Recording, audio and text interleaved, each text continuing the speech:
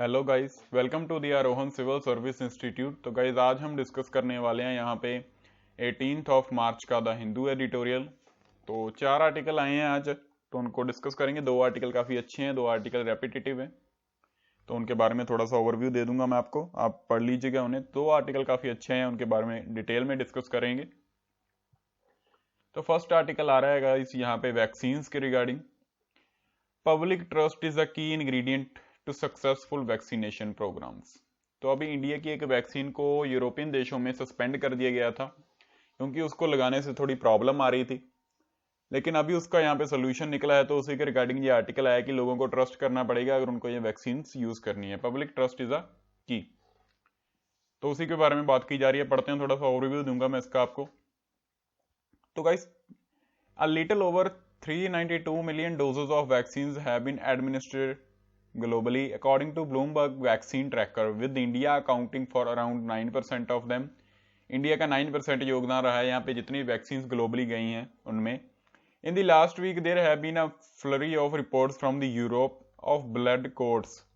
ये प्रॉब्लम आ रही है ब्लड कोट्स जिसको कहते हैं। इसमें क्या होता है इसकी आपकी जो स्किन है ना, उसमें थोड़ा जगह जगह पे खून दिखने जम जाता है, खून दिखने लग जाता है जमा हुआ, उसको हम ब्लड क्लोट्स कह देते हैं। Developing is a very small fraction of those vaccinated and leading to a cascade of European countries. तो यूरोपियन कंट्रीज का क्या कहना था कि उन्होंने बेसिकली इस वैक्सीन को, जिसका नाम था एस्ट्राजेनिका वैक्सीन, इसको सस्पेंड कर दिया था। इंडिया की वैक्सीन थी ये और इसको सस्पेंड कर दिया था। उनका कहना था कि यहाँ पे ब्लड क्लोट्स जो है, इससे बीमारी हो रही है लोगों को इस वैक्सीन से लगाने के बाद। लेकिन अभी यहाँ पे WHO and European medicine agency की रिपोर्ट आई है। उनका कहना है कि there is no causal link between the vaccine and the occurrence of such clots. यहाँ पे वैक्सीन का और इसका यहाँ पे कोई भी लिंक नहीं है, ये डिफरेंट बीमारी है। वैक्सीन को लगाने से ये बीमारी नहीं होती है, ये उनका कहना है। उनका कहना है कि ये जिस लोग, ये बहुत ही माइनर केसेस हैं जहाँ पे ये बीमारी हुई भी है, और ये बीमारी जिनको भी हुई है वहां पे उनमें यहाँ पे थोड़े बहुत प्लेटलेट सेल जो होते हैं हमारे, वो कम है यहाँ पे उनमें, जिसके कारण ये बीमारी उनको हो रही है। लेकिन यहाँ पे वैक्सीन के साथ इसका कोई लिंक नहीं है, ये उनका कहना है। तो उसी के बारे में यहाँ पे बात की जा रही है। इनकी बात है कि जो पब्लिक ट्रस्ट है ना, बेसिकली ये होना चाहिए अगर लोगों को, आपको ये वैक्सीन प्रोग्राम आपने अपने देश में सफल करना है, ये यहाँ पे राइटर का कहना है। इसमें इंडिया में भी ये बहुत बड़ा रोल है इसका। जैसे कि इंडिया में लोग डर रहे हैं अभी वैक्सीन लगाने में, तो पब्लिक ट्रस्ट नहीं है सरकार के ऊपर लोगों का। तो ये बहुत बड़ी की है यहाँ पे, अगर आपको ये अपना वैक्सीनेशन प्रोग्राम सफल करना है। यही यहाँ पे राइटर यहाँ पे कहने का ट्राई कर रहे हैं कि public trust is a key ingredient to successful vaccination programs and this can only be earned by government zealous attention to the allaying concern. कि गवर्नमेंट अच्छे से काम करे, फिर ही लोगों का ट्रस्ट गवर्नमेंट के ऊपर आता है। नहीं तो लोगों का जो ट्रस्ट है गवर्नमेंट कभी नहीं जीत सकती, और ये वैक्सीनेशन प्रोग्राम कभी सफल नहीं हो सकता। ये यहाँ पे कहना है राइटर का। सो ये आर्टिकल आप पढ़ लीजिएगा, मैंने ओवरव्यू दे दिया आपको। ये आर्टिकल काफी इंपॉर्टेंट है, जो इधर वाला है ये बेसिकली ब्रह्मोस मिसाइल के ऊपर है, उसके बारे में ही ये आर्टिकल है।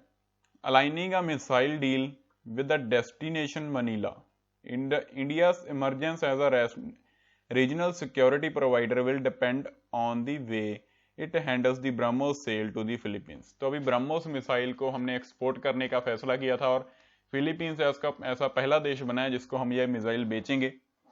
उसी के बारे में ये आर्टिकल आया, थोड़ा सा ब्रह्मोस मिसाइल के बारे में बताया गया और काफी कुछ डिस्कशन हुआ उसके बारे में, मैं बताता हूँ आपको। तो चलिए शुरू करते हैं ऐसे।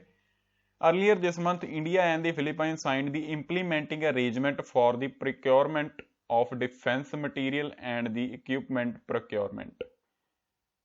तो यहाँ पे इंडिया और फिलीपींस ने यहाँ पे साइन किया। यहाँ पे बेसिकली जी जो बेसिकली मिसाइल उनको बेची जाएगी, उसी के रिगार्डिंग ये बात की जा रही है।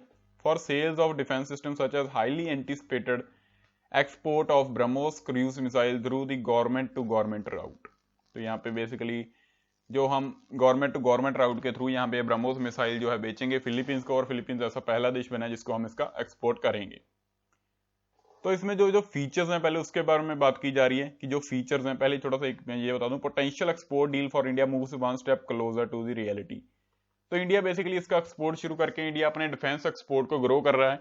इंडिया का एक टारगेट भी है यहाँ पे $5 बिलियन का, उसको इंडिया अचीव करना चाहता है 2025 तक। तो उस दिशा में ये पहला स्टेप है और ये काफी अच्छा स्टेप है। तो इस मिसाइल के यहाँ पे फीचर्स क्या हैं उसके बारे में जान लेते हैं। Research and development of BrahMos cruise missile system begin in late 1990s। तो 1919 में इसका रिसर्च और डेवलपमेंट शुरू हो गया था।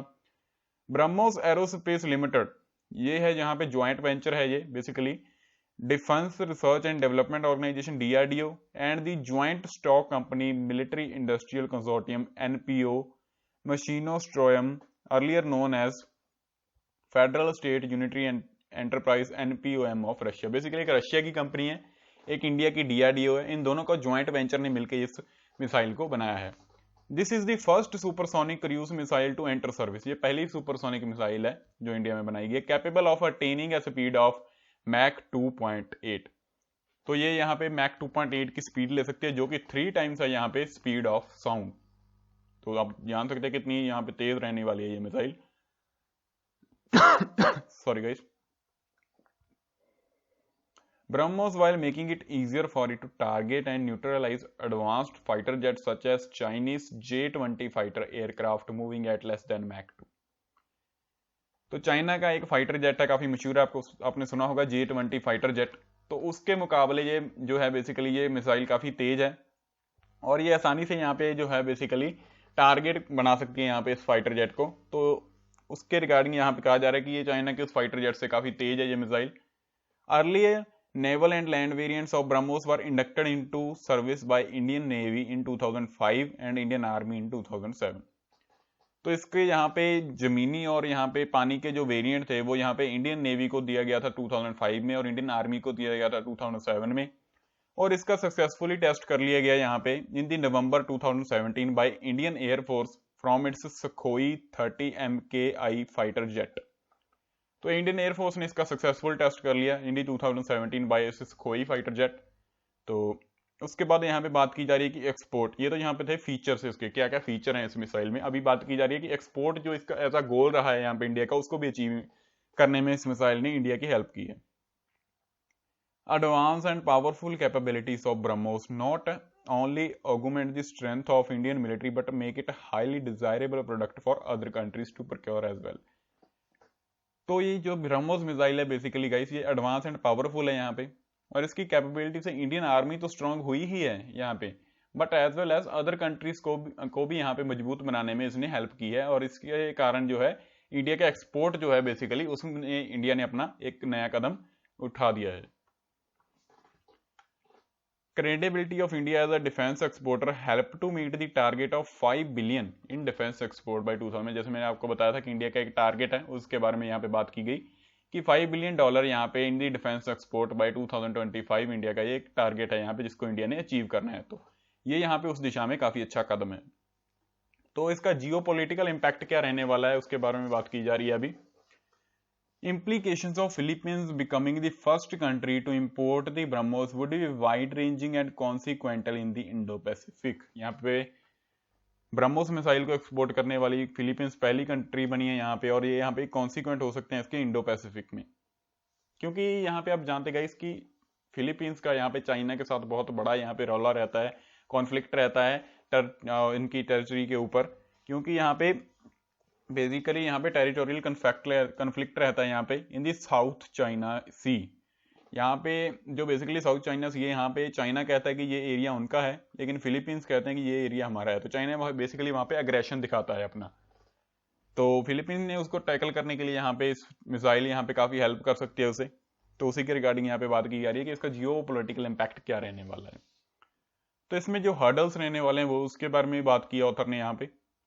तो हर्डल क्या रहने वाले हैं गाइस, मैंने आपको उसको इसके बारे में हमने पहले भी डिस्कस किया है कि अमेरिका का यहाँ पे एक बेसिकली एक्ट है जिसको कहा जाता है CAATSA।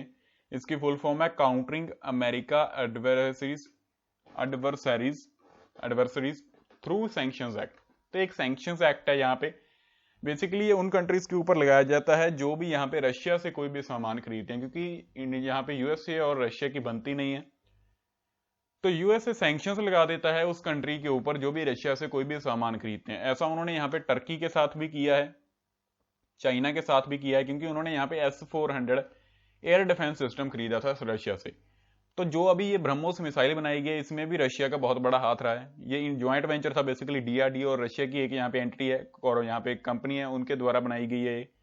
और इसमें 65% जो कंपोनेंट्स हैं वो रशिया के ही लगे हुए हैं। बेसिकली 65% जो कंपोनेंट है वो रशिया के लगे हैं। तो ऐसे यहाँ पे थोड़ी सी बात की जा रही है कि यूएस से इंडिया के ऊपर भी सैंक्शंस लगा सकता है।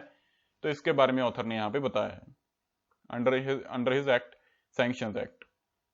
तो उसके बाद जो बात की जा रही है कि BrahMos including a mobile command post, 4 missile launcher vehicles, several missile carriers and 90 missiles reportedly cost around 2000 crore. तो अगर ब्रह्मोस मिसाइल को आपको लॉन्च करना है तो आपको काफी कुछ यहाँ पे मिसाइल लॉन्चर्स चाहिए, काफी कुछ आपको बेसिकली इन्वेस्टमेंट करनी पड़ेगी अराउंड 2000 करोड़ की। तो कोविड-19 में यहाँ पे कंट्रीज के पास वैसे ही पैसा नहीं है, तो वो यहाँ पे ब्रह्मोस मिसाइल को खरीद पाना उनके लिए काफी मुश्किल रहने वाला है। तो उसी के बारे में बात की जा रही है कि इंडिया का यहाँ पे एक्सपोर्ट करने का ये थोड़ा सा जो मामला है ये ठंडा भी पड़ सकता है, क्योंकि इतनी बड़ी इन्वेस्टमेंट कोई भी कंपनी या कोई भी कंट्री नहीं करेगी ड्यूरिंग दिस कोविड-19 पैंडेमिक। तो यही यहाँ पे बात की जा रही है ऑथर के द्वारा। तो काफी अच्छा आर्टिकल था गाइज, ये हमने पूरा डिस्कस किया ऐसे। नेक्स्ट आर्टिकल जो आ रहा है गाइज आज का वो आ रहा है म्यांमार के ऊपर। इसको मैं I think guys 10 to 20 time पढ़ा चुका हूं कि म्यांमार में क्या चल रहा है क्या नहीं हुआ। मैं भी बोर हो गया हूं अब तो पढ़ा के से लिटरली। तो म्यांमार में अभी चल रहा है मिलिट्री कूप। तो आज जो आर्टिकल है उसमें बात की जा रही है कि म्यांमार में जो प्रोटेस्ट चल रहे हैं बेसिकली अगेंस्ट द मिलिट्री कूप, वो यहाँ पे बिल्कुल ही नॉन वायलेंस और चल रहे हैं, यहाँ पे कोई भी हिंसा नहीं की जा रही वहां पे। और उसके बारे में इन्होंने कहा कि वो गांधीयन रूट अपना रहे हैं, यहाँ पे जो गांधी जी ने यहाँ पे अहिंसा के मार्ग को फॉलो किया था उसी को वहां पे फॉलो करके प्रोटेस्ट किया जा रहा है। कोई भी वायलेंस नहीं की जा रही, जितनी भी वायलेंस हो रही है वहां पे मिलिट्री के द्वारा ही हो रही है। तो उसी के रिगार्डिंग ये आर्टिकल है, रेपिटेटिव आर्टिकल है गाइस, आप पढ़ छोड़ भी सकते हैं ऐसे अगर आप छोड़ना चाहें तो, क्योंकि मैंने बहुत बार पढ़ा दिया आपको इसके बारे में, तो इतनी खास जरूरत है नहीं आपको इसे पढ़ने की। तो नेक्स्ट आर्टिकल इस साइड आ रहा है जो वो आ रहा है यहाँ गाइस बैंक की प्राइवेटाइजेशन के ऊपर। बैंक्स के यहाँ पे पीएसबी जो पब्लिक सेक्टर बैंक्स हैं बेसिकली उनको प्राइवेट किया जा रहा है। तो उसी के बारे में बात की जा रही है कि ये इतनी अच्छी ऑप्शन नहीं है यहाँ पे बैंक्स को प्राइवेट करना ये। तो इसके बारे में ये आर्टिकल आया है तो इसे डिस्कस करूंगा मैं आपके साथ, काफी अच्छा आर्टिकल है।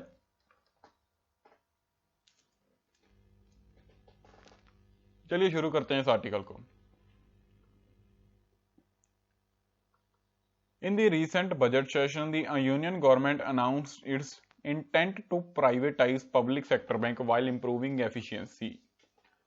तो इस साल बजट में इंडिया के यहाँ पे फाइनेंस मिनिस्टर जो है उन्होंने बोला कि भाई जो पब्लिक सेक्टर बैंक है उनको हम प्राइवेटाइज करेंगे। प्राइवेटाइजेशन का मतलब क्या होता है इसकी, उनके बॉन्ड्स जो है बेसिकली शेयर्स जो हैं प्राइवेट कंपनीज को बेच दिए जाएंगे और यहाँ पे उनको कंट्रोल करेंगी, वो करेंगी प्राइवेट कंपनीज। इसका मतलब होता है प्राइवेटाइज करना। तो इसमें यहाँ पे there were only 1833 bank branches in the rural areas in the country in 1969। तो 1800 के करीब ही यहाँ पे 1969 में यहाँ पे जो ब्रांचेस थी बैंक्स की, लेकिन उसके बाद ये 1995 तक बहुत ज्यादा इंक्रीज होगी, अराउंड हो गई 33,000। तो इन्होंने ग्रो करने में काफी हेल्प की, इंडिया की कंट्री की ग्रोथ में काफी बड़ा इनका योगदान रहा। Public sector banks are vehicles of the Indian economy growth and development. They have become trustees of people's savings and confidence. तो यहाँ पे पब्लिक सेक्टर बैंक बेसिकली ये यहाँ पे पहिए हैं यहाँ पे इंडिया की इकोनॉमी की ग्रोथ के। यहाँ पे बेसिकली यहाँ पे लोगों का ट्रस्ट बना हुआ है इन बैंक्स में कि सेव करने में, कि अगर हम बैंक में पैसा रखेंगे तो भाई डूबेगा नहीं। बैंक यहाँ पे बैंकों ने लोगों का विश्वास जीता हुआ है जिसके कारण ही इंडिया की इकोनॉमी ग्रो होती है। Also they have also contributed significantly to the infrastructure development. तो इंफ्रास्ट्रक्चर डेवलपमेंट में भी इनका बहुत बड़ा योगदान रहा है। In India are currently earning considerable operating profits to the tune of 1,74,000 crore in 2019 and 1,49,000 crore in 2018 and 19। तो इंडिया का काफी बड़ा प्रॉफिट रहा है इन बैंक से। Why is the government then instead of strengthening public sector bank starving them of required capital and human resources through disinvestment and proposed privatization? तो यहाँ पे ऑथर कह रहे हैं कि भाई इतना बड़ा यहाँ पे प्रॉफिट होने के बावजूद भी गवर्नमेंट क्यों प्राइवेटाइज कर रही है इन बैंक्स को, और यहाँ पे इन बैंक्स को बिल्कुल ही यहाँ पे स्टार्व कर रही है, इनमें जो बंदे काम कर रहे हैं उनको, कि by disinvestment and the privatisation, कि इतने बड़े प्रॉफिट के बाद भी क्या जरूरत है आपको प्राइवेटाइजेशन करने की, आपको तो इनको यहाँ पे और मजबूत करना चाहिए, उल्टा आप प्राइवेटाइज कर रहे हो। तो यहाँ पे ऑथर ने ये बोला है।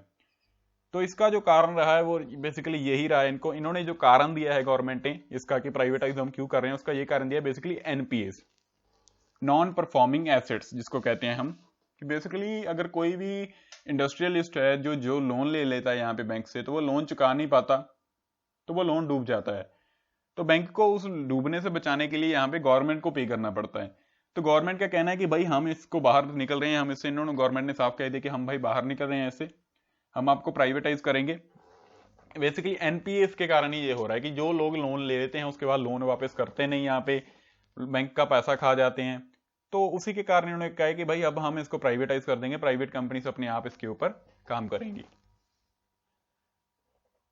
लेकिन गाइस ऑथर का यहाँ पे कहना है कि भाई ये आपका कोई हल नहीं है, कि आप अगर आप एनपीए यहाँ पे लोन वगैरह लोगों से नहीं ले पा रहे हो, आपके लोन डूब जा रहे हैं, तो आपको अच्छा सा लॉ बनाना चाहिए, बेसिकली रिकवरी लॉ बनाना चाहिए, taking criminal action against wilful defaulters.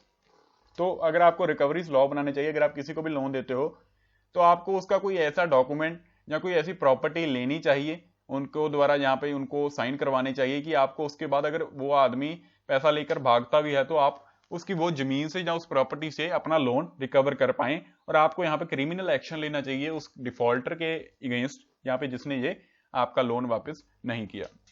ये यहाँ पे कहना है ऑथर का। यहाँ पे there is an urgent and imperative need to bring in a suitable statutory framework to consider willful default on the bank loan a criminal offense। तो अभी क्या होता है, जो भी आदमी लोन खा जाता है उसको कोई भी पुलिस एक्शन नहीं लिया जाता उसके ऊपर, लेकिन गवर्नमेंट यहाँ पे ऑथर का कहना है कि भाई आपको पुलिस एक्शन लेना चाहिए उस बंदे के ऊपर। यहाँ पे क्रिमिनल ऑफेंस है, यहाँ पे बेसिकली जो किसी बैंक का लोन खा जाता है उसको जेल करनी चाहिए, उसको अच्छा यहाँ पे एक्शन लेना चाहिए उसके ऊपर, ये यहाँ पे कहना है। लेकिन प्राइवेटाइजेशन करना ये कोई हल नहीं है, यहाँ पे यही राइटर का कहना है कि प्राइवेटाइजेशन आप मत कीजिए, इससे जो है सभी बैंक डूब जाएंगे, लोग अपना पैसा बैंकों में नहीं रखेंगे, आप प्राइवेटाइजेशन कर भी दोगे उसका कोई फायदा रहने नहीं वाला है। तो यही यहाँ पे राइटर कहना चाहिए। That's all about today's lecture guys. काफी अच्छे आर्टिकल्स थे, मैंने आपको अच्छे से पढ़ाए। तो आई होप आपका लेक्चर अच्छा लगा हो तो लाइक करना, शेयर कर देना वीडियो को। Thank you guys.